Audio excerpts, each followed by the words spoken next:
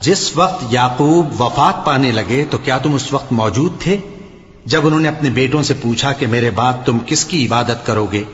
تو انہوں نے کہا کہ آپ کے معبود اور آپ کے باپ دادا ابراہیم اور اسماعیل اور اسحاق کے معبود کی عبادت کریں گے، جو معبود یکتا ہے اور ہم اسی کے حکم بردار ہیں۔ یہ جماعت گزر چکی، ان کو ان کے اعمال کا بدلہ ملے گا اور تم کو تمہارے اعمال کا، اور جو عمل وہ کرتے تھے ان کی پرسش تم سے نہیں ہوگی۔ اور یہودی اور عیسائی کہتے ہیں کہ یہودی یا عیسائی ہو جاؤ تو سیدھے رستے لگ جاؤ گے۔ اے پیغمبر ان سے کہہ دو، نہیں، بلکہ ہم دین ابراہیم اختیار کیے ہوئے ہیں جو ایک اللہ کے ہو رہے تھے اور مشرکوں میں سے نہ تھے۔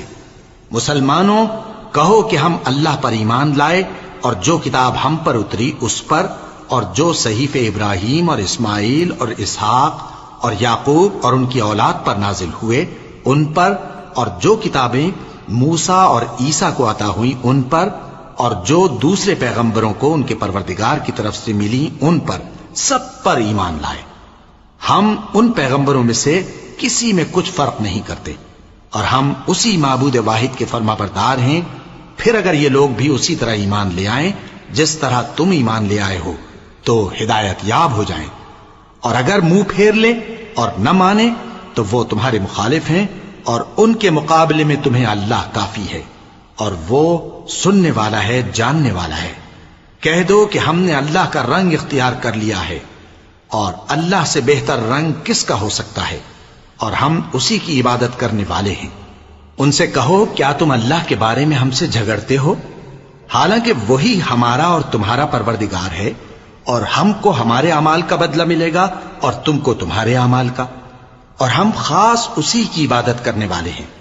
اے یہود و نصارا، کیا تم اس بات کے قائل ہو کہ ابراہیم اور اسماعیل اور اسحاق اور یعقوب اور ان کی اولاد یہودی یا عیسائی تھے؟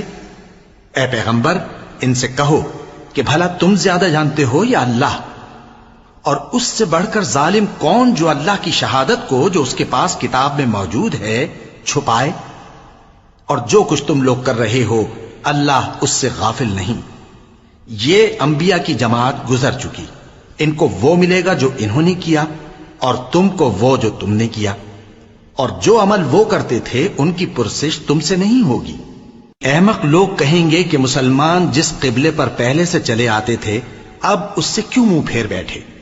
تم کہہ دو کہ مشرق اور مغرب سب اللہ ہی کا ہے، وہ جس کو چاہتا ہے سیدھے رستے پر چلاتا ہے، اور اسی طرح ہم نے تم کو امت معتدل بنایا ہے تاکہ تم لوگوں پر گواہ بنو، اور پیغمبر آخر الزماں صلی اللہ علیہ وآلہ وسلم تم پر گواہ بنے۔